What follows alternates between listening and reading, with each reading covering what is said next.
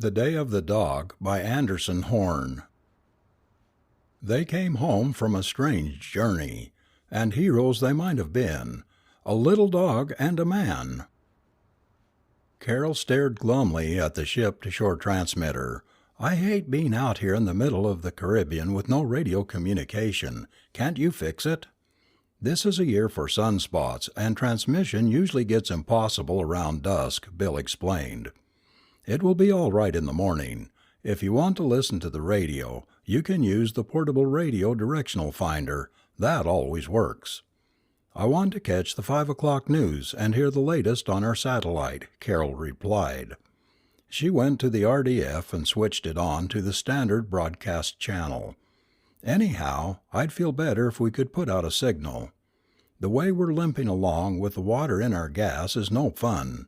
It will take us 20 hours to get back to Nassau the way we're losing RPMs." Bill Anderson looked at his young, pretty wife and smiled. "You're behaving like a tenderfoot. We have plenty of gas, a good boat, and perfect weather. Tomorrow morning I'll clean out our carburetors and we'll pick up speed. Meantime, we're about to enter one of the prettiest harbors in the Bahamas. Throw over anchor." The RDF drowned him out.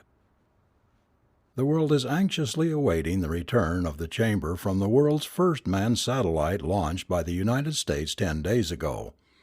The world also awaits the answers to two questions. Is there any chance that Robert Joy, the volunteer scientist who went up in the satellite, is still living? There seems to be little hope for his survival since radio communication from him stopped 3 days ago. Timing mechanism for the ejection of Joy are set for tonight. And that's the second question. Will the satellite, still in its orbit, eject the chamber containing Joy? Will it eject the chamber as scheduled, and will the chamber arrive at Earth at the designated place? There are so many ifs to this project which is shrouded in secrecy. The President himself has assured us of a free flow of news once the chamber has been recovered, and this station will be standing by to bring you a full report. Carol switched the radio off. "Do you think he's still alive?" She suppressed a shudder. "God! Think of a human being up there in that thing." "Well, the dog lived for several days.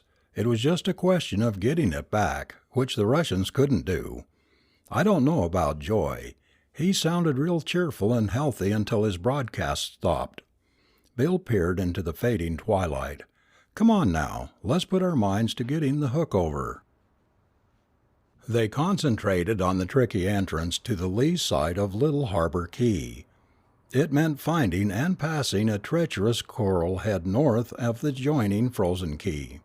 Little Harbor Key was midway in the chain of the Berry Islands, which stretched to the north like beads in a necklace.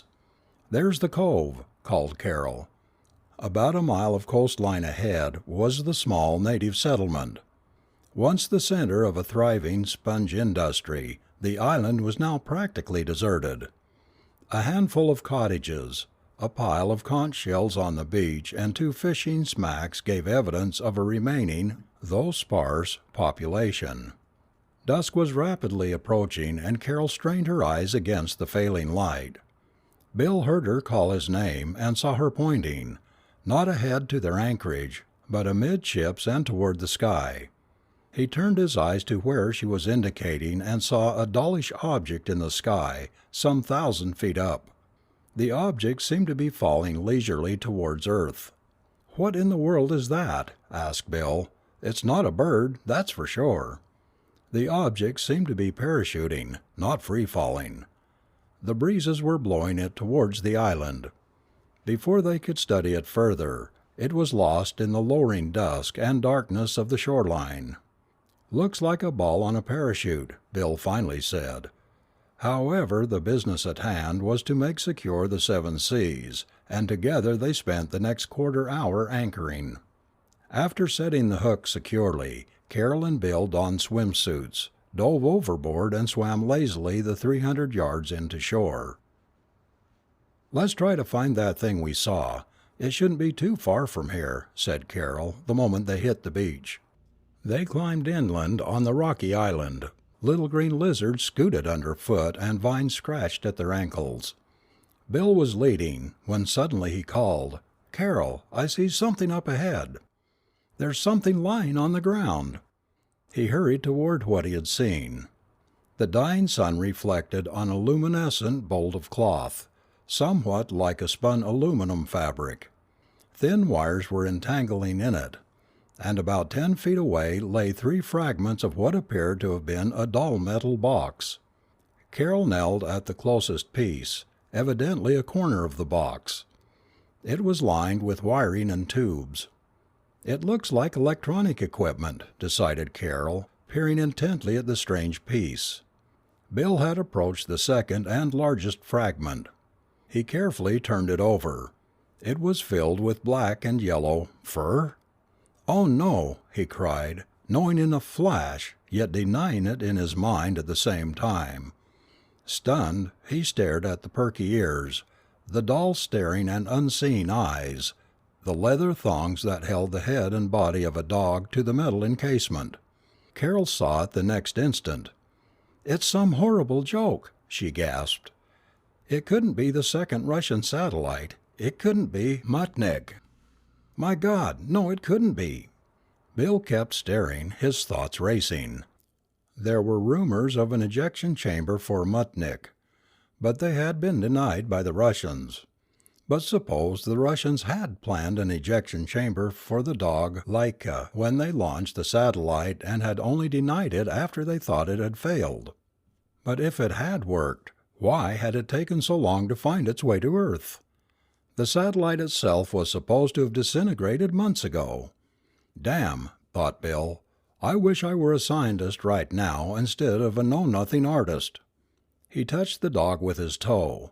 It was perfectly preserved, as though it had died just a few hours before. It was rigid, but it had not started to decompose. "Carol, are we crazy? Is this some dream, or do you believe we are looking at the ejection chamber of the Russian satellite?" he asked, doubting even what he was saying. "I don't know." Carol was wide-eyed. "But what shall we do now?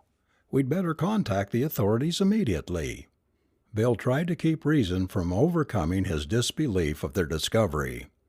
"But how, Carol? Our radio transmitter isn't working. It won't till morning. And there's certainly no other way to communicate with anyone. We can't even take the boat anywhere with the speed we're making. We'll have to wait till morning." "What shall we do with the dog?" asked Carol. "Do you think we ought to bury it?" "Lord, no, Carol. The body of the dog will be extremely valuable to science. We've got to get someone here as quickly as possible." Bill was trying to steady his nerves. "Let's go back and try to raise someone on the radio. Let's try again. It may work," called Carol, running in the direction of the boat. Bill followed her. They stumbled on the craggy rocks and exposed sea grape roots, but together in the darkness they struck out for the boat. Bill was first on board and went directly to the ship-to-shore radio. "Try the Nassau marine operator first," Carol panted as she clambered aboard. "He's a lot closer to us than Miami." As the receiver warmed up, static filled the cabin. Bill depressed the transmitting button. "This is Yacht 7 Seas calling the Nassau marine operator," he called into the phone. Only static answered. "Bill," Carol said in sudden inspiration, "give a mayday. Try every channel with a mayday. If anyone picks up a mayday call, you'll get emergency action." "Mayday, mayday. This is the Yacht 7 Seas. Come in anyone." Bill called urgently into the mouthpiece. He switched to the Coast Guard channel, then to the Miami Marine Operators channel. Only static filled the cabin. No welcome voice acknowledged their distress call. Bill flipped the switch desperately to the 2 ship-to-ship channels. "Mayday, come in any boat." Still static. Nothing but static. It was night, a night without a moon. The island loomed dark against the black waters. The dark was relieved only by a small fire burning at the native settlement a half-mile down the coast, and the cabin lights of the 7 Seas. "What will we do now?" Carol tried to sound unconcerned, but her voice sounded thin and wavering. "I don't know what we can do, except wait until daybreak. I'm sure we can get a signal out then," Bill replied, calmly as he could. He hoped she wouldn't hear the pounding of his heart. "What about the dog?" she asked. "Will it be all right there? Should we bring it aboard?" "We better leave everything untouched. Our best bet is to get some sleep and place our call as soon as day breaks." Neither of them could eat much supper, and after putting the dishes away, they made up their bunks and climbed in. After a very few minutes, Bill handed a lighted cigarette across the narrow chasm between the bunks. "I can't sleep. My head is spinning. Do you really believe that's what we found?" Carol's voice sounded small. "Yes, I do. I believe we've found the Russian ejection unit, complete with a dog Leica and instrumentation."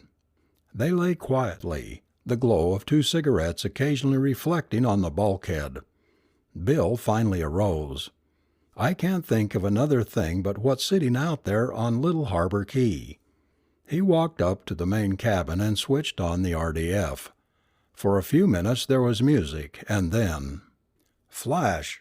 The United States government has just officially released the news that at 10:09 p.m. Eastern Standard Time, the U.S. satellite ejection chamber was successfully returned to Earth at the designated location. This was some 6 hours earlier than expected. The chamber, into which Robert Joy voluntarily had himself strapped, has landed at an undisclosed site and is being raced under heavy guard to the Walter Reed Hospital at Washington, D.C. There is no hope that Joy is still living. Word has just been released by Dr. James R. Killian that instruments measuring Joy's pulse rate indicated 3 days ago that all Joy's bodily processes ceased to function at that time. We repeat, all hope of the survival of Robert Joy is now abandoned as the result of scientific data just released by Dr. Killian. The satellite is being brought intact to Walter Reed Hospital, and leading physiologists and scientists are racing to the scene to be on hand for the opening of the unit scheduled for 6 a.m. tomorrow morning. Further reports will be given as received. This station will remain on the air all night. Stay tuned for further developments.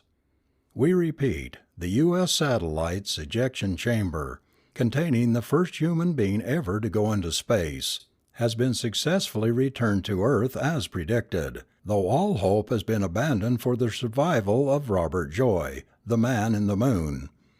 The chamber will be open for scientific study tomorrow morning. Stay tuned for further news. Bill turned down the music that ensued and returned to his bunk. "You heard that, Carol?" He knew she wasn't asleep. "Yes, and it makes this whole thing that we've found seem more plausible. I've been lying here trying to make myself believe it's some sort of dream, but it isn't. If we could only—" Carol's voice faded softly into the night. There was absolutely nothing they could do. Nothing but lie there and smoke and pretend to sleep. They didn't talk much, and keenly felt the terrible frustration of their enforced silence on the ship to shore. They heard several more news reports and several analyses of the news, but nothing new was added throughout the night. The radio only reiterated that the ejection unit had been recovered, that hope had faded for Joy's survival, and that the chamber was to be opened in the morning as soon as scientists had convened in Washington. Dawn, long in coming, broke about 4:30. With the lifting dark, the sunspots which interfered with the radio reception miraculously lifted also. Bill and Carol sat next to the ship to shore and turned it on. This time they heard the reassuring hum of the transmitter, not drowned out by the awful static of the night before. Bill switched to the Coast Guard channel. "Mayday, Mayday. This is 7 Seas calling the United States Coast Guard. Come in, please." And a voice, almost miraculously, answered, "This is the U.S. Coast Guard. Come in, 7 Seas. What is your position? Come in, 7 Seas. This is the yacht 7 Seas back to the Coast Guard. We are located at the Berry Islands at Little Harbor Key. We want to report the discovery of what we believe to be the second Russian satellite." This is the Coast Guard to the Seven Seas. Do we read you correctly? Are you reporting discovery of the Russian satellite? Please clarify. Over." A stern voice crackled through the speaker. "Last evening on entering the harbor here we saw an object fall to the ground. On inspection it was a metal box which was broken apart on impact. In it are electronic equipment and the body of a small dog. Over." Bill tried to be calm and succinct. "Coast Guard to Seven Seas. Is your boat in distress? Over." "No, no. Did you read me about the Russian satellite?" asked Bill, impatience in his voice. "Will you state your name and address? Will you state the master's full name and the call letters and registration of your craft?" "Over," crackled the voice from the speaker. "Oh, my Lord, we're not going to have red tape at a time like this, are we?" Carroll asked exasperatedly. "This is Bill Anderson of Fort Lauderdale, owner and skipper. Our call letters are William George 3176, Coast Guard registration number 235465483. What are your instructions regarding dog satellite? Please stand by." Bill and Carroll stared at each other while the voice on the radio was silent. "This is the United States Coast Guard calling the yacht Seven Seas. Seven Seas standing by. We wish to remind you that it is illegal and punishable by a fine or imprisonment to issue false reports to the Coast Guard. We are investigating your report and wish you to stand by." "Investigating our report?" Bill fairly shouted into the phone. "Good God, man, the thing to investigate is here, lying in 3 pieces on the middle of Little Harbor Key. This is no joke." Despite the emotion in Bill's voice, the answer came back routine and cold. "Please stand by. We will call you. Do not, we repeat, do not make further contact anywhere. Please stand by. Coast Guard standing by with Seven Seas." "Seven Seas standing by," shouted Bill, almost apoplectic, his face reddening in anger. "Now what? It looks like they're going to take their time in believing us." "At least until they find out who we are and if we're really here," said Carroll. Bill paced the deck in frustration. Suddenly he decided, "Carroll, you stick with the radio. I'm going ashore again and take another look at our Mutnik. It seems so incredible I'm not even sure of what I saw last night. Once they believe us they'll want to know as much about it as we can tell them." Bill hurriedly put on his swimsuit and heard Carroll shout as he dove overboard, "Hurry back, Bill. I don't like you leaving me here alone." Bill swam with shore-even strokes to the shore where they had gone last night. The water felt cool. It soothed his nerves, which jangled in the excitement of the discovery and in the anger of the disbelieving authorities. He reached shallow water and waded towards the shore. Suddenly he stopped dead, his ankles in 5 inches of water. His eyes stared ahead in disbelief. His brain was numbed. Only his eyes were alive, staring, wide in horror. Finally his brain pieced together the image that his vision sent to it. Pieced it together but made no comprehension of it.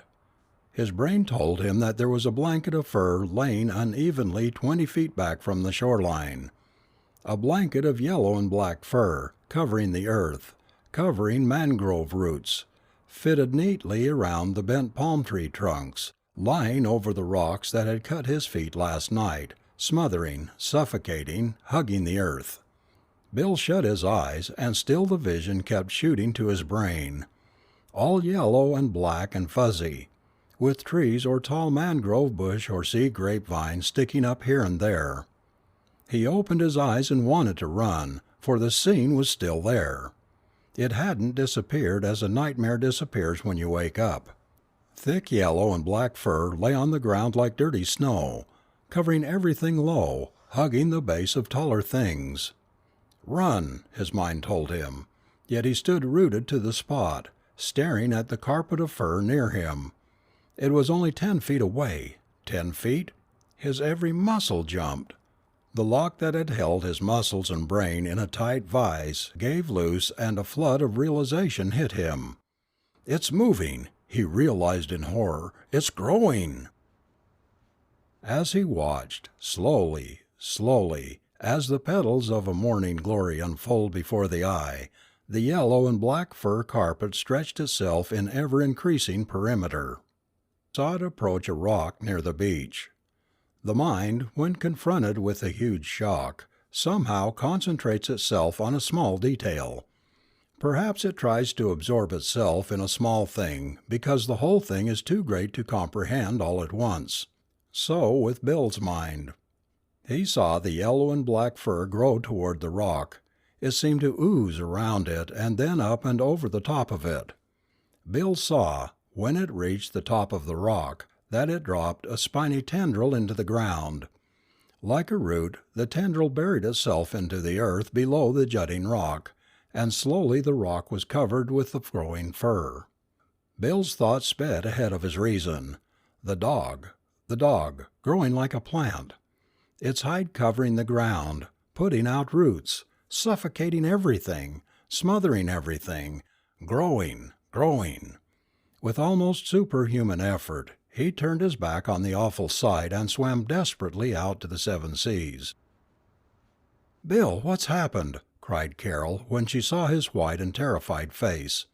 "Carol, the dog! It must have had some cosmic reaction to its cellular structure, some cancerous reaction. When the chamber broke open and the cells were exposed to our atmosphere again, it started some action, started to grow, doesn't stop growing. It's horrible."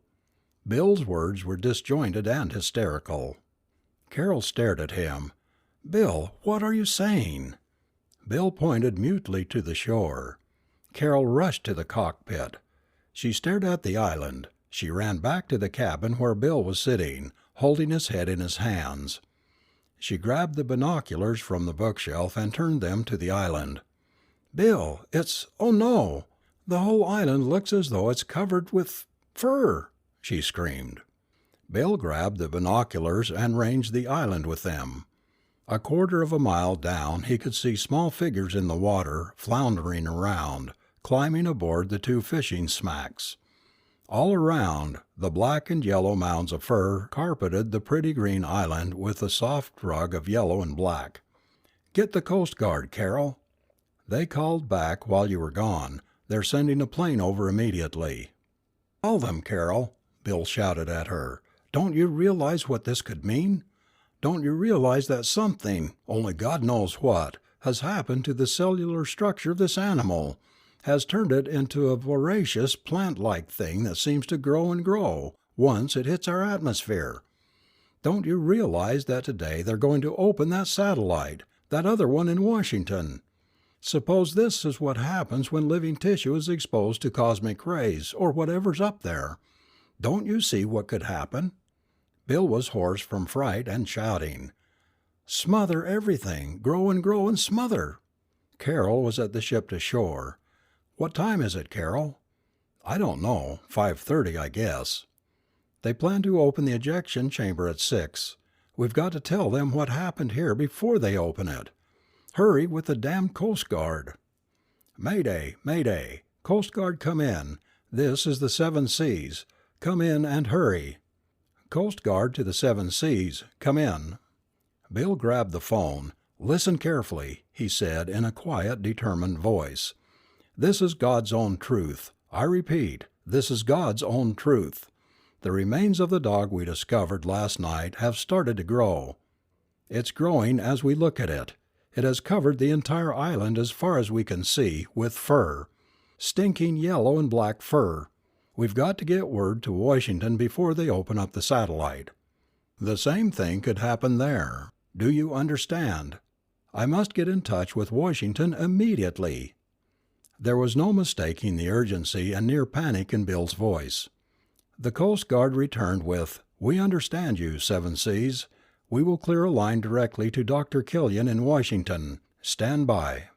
With his hand shaking, Bill turned on the standard broadcast band of the portable RDF. A voice cut in. "Latest reports from Walter Reed General Hospital, where the first human-manned satellite ejection chamber has just been opened. All leading physiologists and physicists were assembled at the hospital by midnight last night, and plans to open the ejection chamber at 6 a.m. this morning were moved up. The chamber was opened at 4 a.m. Eastern Standard Time today. Our first report confirmed that volunteer moon traveler, the man in the moon, Robert Joy, was no longer alive. Hope had been abandoned for him some 80 hours previous, when recording instruments on his body processes indicated no reactions.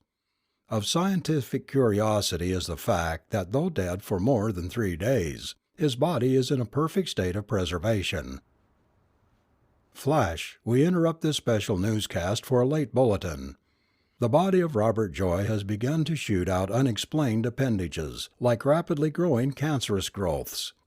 His integument appears to be enlarging, growing away from his body. "Hello, Seven Seas," broke in the ship to shore. "We are still trying to locate Dr. Killian."